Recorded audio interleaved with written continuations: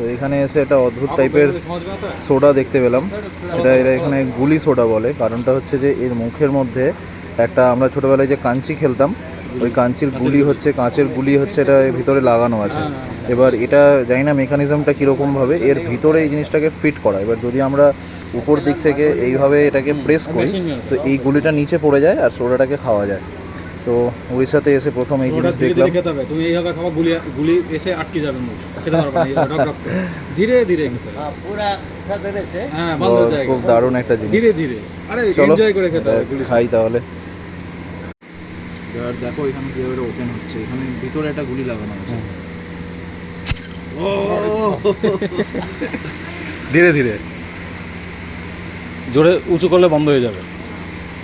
ভালো টেস্ট, বেশ ভালো টেস্ট। হ্যাঁ, ওই কারণেই তো বললাম। না পাইপ লাগবে না, পাইপ দিলে আমার মনে হয় ভিতরে